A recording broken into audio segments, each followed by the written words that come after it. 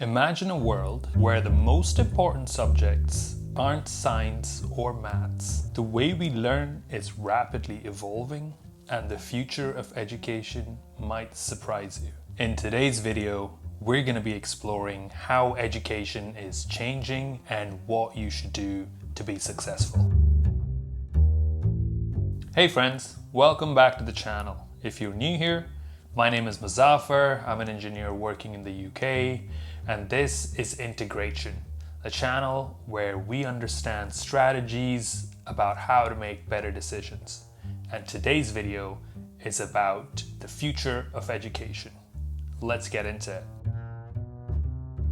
All of us want to be useful. We all want to contribute to society for the betterment of humans. We do that by getting an education, by learning something, getting good at a skill, working our jobs, and contributing to society. We benefit because society gives us the things we need as humans, as individuals, and of course, society progresses because each one of us is productive. But it's getting harder and harder to choose which jobs to do. Jobs that guaranteed a good income, a comfortable life, while also contributing to society aren't so common anymore. They used to be, but the world is changing. It's hard to know how to educate yourself, what to educate yourself in, so that you have a good job 5 years, 10 years from now. To understand that, we have to look at what's happened in recent history.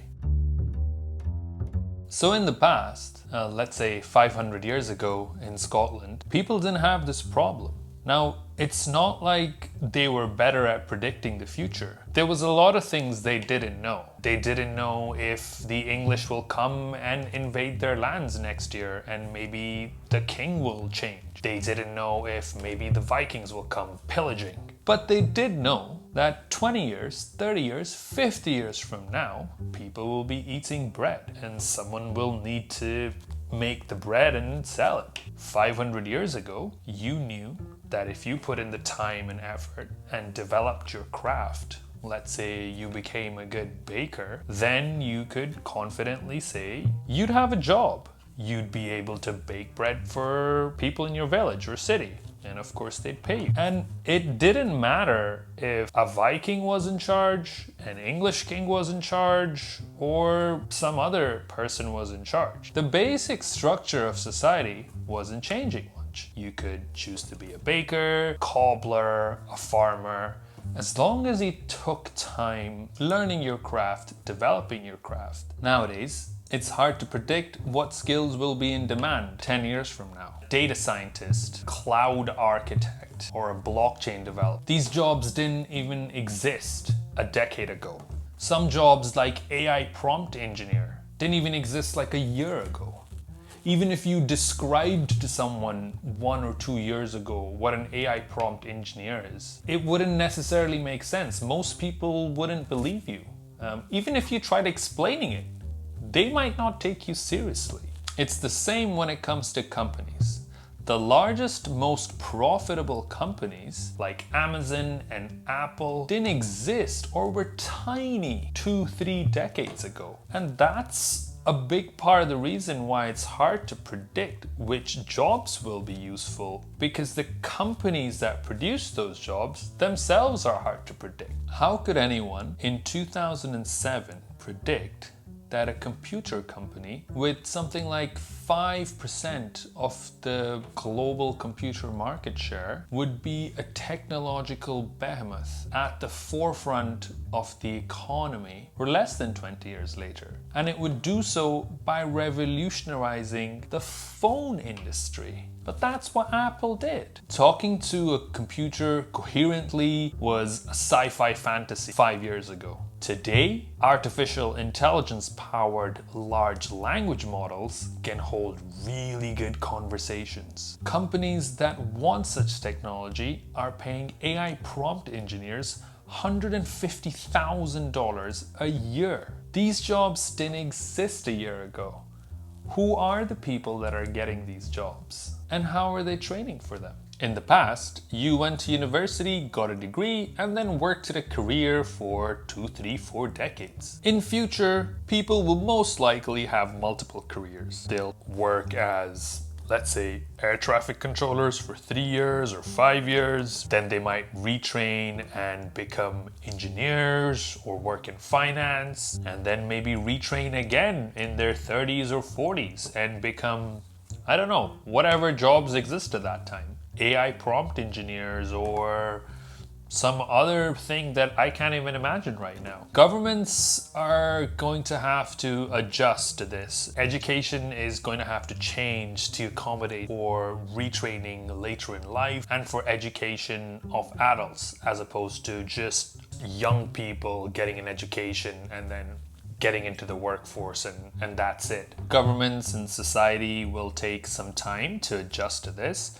But the most sensible people will face the challenge head on and invest in lifelong education, in career pivots to keep their education up to date and keep on being productive. Now, all this is easier said than done. It's really easy for a 22-year-old, maybe even a 32-year-old to retrain from, let's say, an engineer to, I don't know, an accountant. But it's gonna be a lot harder for a 45-year-old taxi driver to retrain as a software engineer who specializes in artificial intelligence machine learning. All this might sound worrying because the pace of change is mind-boggling. How is one to keep up? And what should we do today to make sure our skills is relevant a decade from now?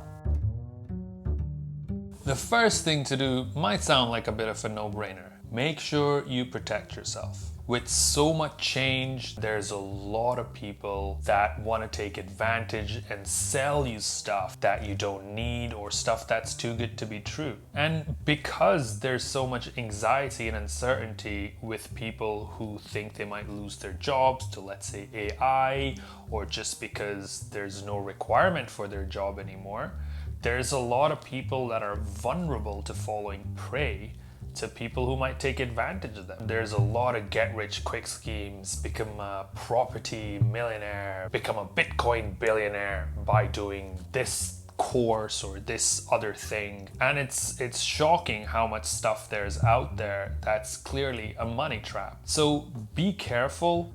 Remember, there's no shortcuts to success. The only shortcuts that exist are to waste your time and money. So protect yourself. The second thing you can do is take care of yourself. Change can be overwhelming. A lot of people try to take on too much at once because they think they need to be up to date in everything while also doing their current job and current responsibilities. They don't get the results they want, and so they double their efforts and work harder and harder until eventually they burn out. The first step towards taking care of yourself is to make sure you give yourself enough time to restart if you're overworked. This means getting a handle over the simpler things in life. Things like having a good diet, maintaining good relationships with your family and friends, getting enough sleep, a decent amount of exercise, just handling the basics. It sounds a lot easier, but it's really hard.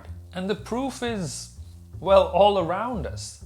It is so common for people to be overworked and constantly trying to keep up with 10, 20 new things and still somehow seem to never keep up. So take care of yourself. Get the things that you need to survive and thrive taken care of. In fact, that's the whole point of learning new skills and getting a good education, is so you can have these things. At the end of the day, these are the things that make a good life, where you're able to sleep well, where you're able to have good relationships with people. So make sure you're doing as much of that good stuff as you can to take care of yourself right now. Now, you might not be able to spend as much time as you like with your friends and family, and you might not be able to have the best diet in the world, but do the best you can.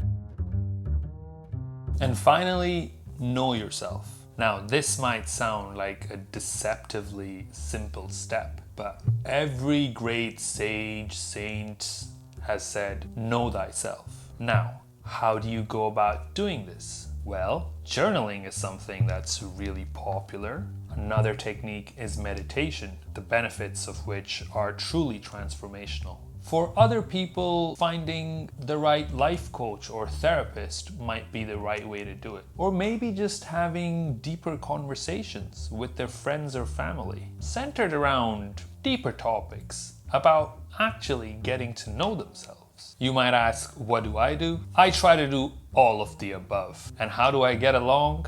Well, some days better than others. The important thing is to keep trying. It's a lifelong process getting to know ourselves, and we get better at it the more we try. So keep making an effort. It's worth it. With getting to know yourself, quality is super important. So spend some time understanding and working with different types of journaling techniques or meditations. Even if you're picking a therapist or a life coach, you don't have to stick to the first one you end up with.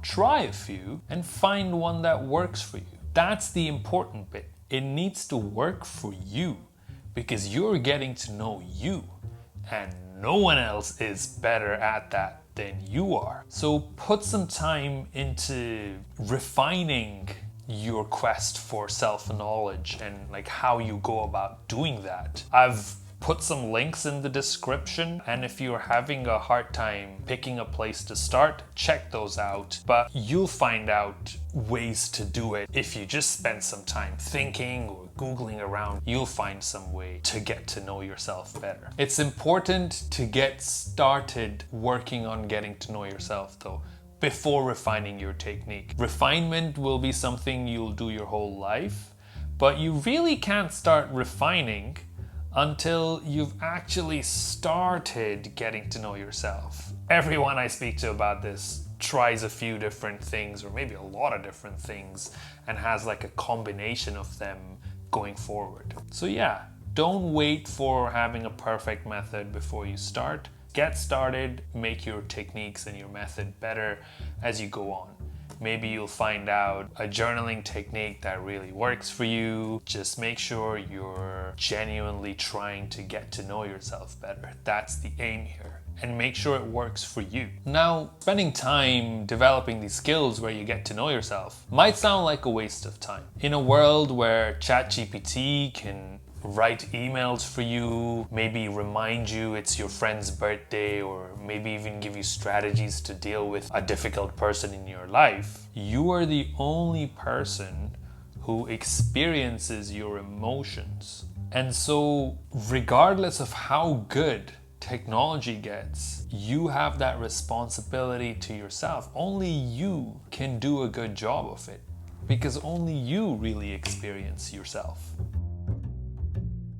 The thing with an education is we concentrate a lot on learning about the world, about technologies, about things outside of us. That's important, but with the world changing so quickly, something else is getting more important. The flip side of that coin, getting to know ourselves. Now, this is something that's always been important, which is why saints and sages have spoken about it for ages.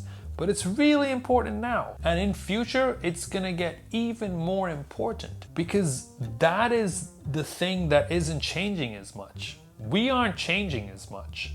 The world is, but we're stuck with ourselves. In the past, what worked was building a skill set for ourselves, usually relatively early in our lives with a solid educational foundation, and then protecting ourselves from competition and capitalizing on what we've built for our career. The metaphorical equivalent of it would be to build a castle, build a moat around it so you protect yourself from competition, and build high walls so you can rely on it for 20, 30 years. The metaphor in future is going to be knowing how to set up your tent quick and easy, so you're able to take advantage of the technological advantages around you. And when the time comes, if you choose, being able to quickly pack everything and move to newer pastures where better things lie.